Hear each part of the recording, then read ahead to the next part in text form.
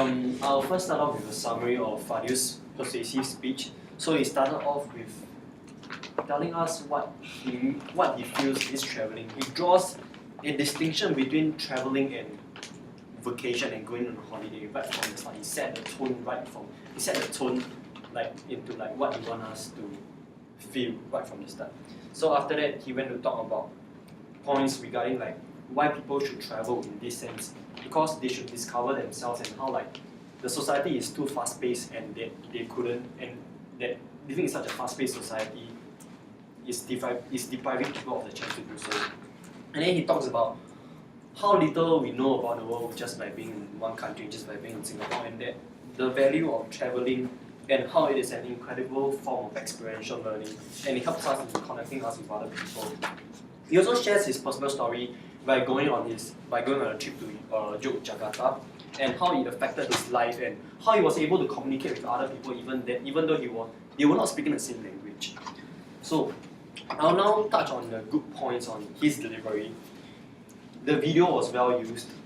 At the start, when he showed the video about his travels, it really eased us into the mood. It sets the atmosphere for us to be comfortable, be more relaxed, be more chill in what he wants to talk about. Then after that, he uses good pauses in between his speeches, and he also his purpose this time was more specific as compared to his informative speech, in the sense that he told us specifically that the next time when we go on a trip, do not go for luxurious hotels, but instead try out backpacker hostels.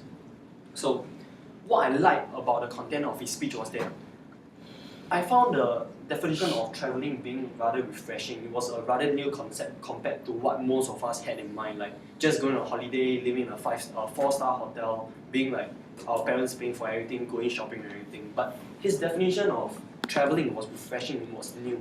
It appealed to me. I'm sure it appealed to you guys too. I like how he highlighted that billions of people were not able to have access to what they need, and we do not know about this unless we travel. And I like how in the conclusion he talks about a quote from Prophet Muhammad that do not tell me how educated you are, but tell me how much you have traveled. But here are some of the not so good points. Because Fadhil's entire persuasive speech centered around this form of traveling is rather adventurous in this sense. You need someone who has to be more brave and more courageous to be able to go on the trip to Yogyakarta just without knowing the person well. So my question to Fadhil is how do you encourage people to take up this form of traveling or backpacking when they are more conservative or they are more reserved in this sense?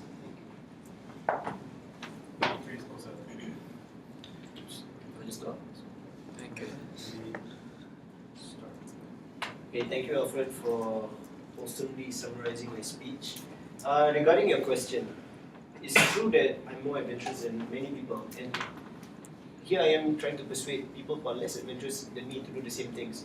But of course, you do not have to do the exact same things as me. There are many steps, baby steps you can take to start becoming a traveler. The first step, and I'm sure everyone has heard of it, is called OCIP.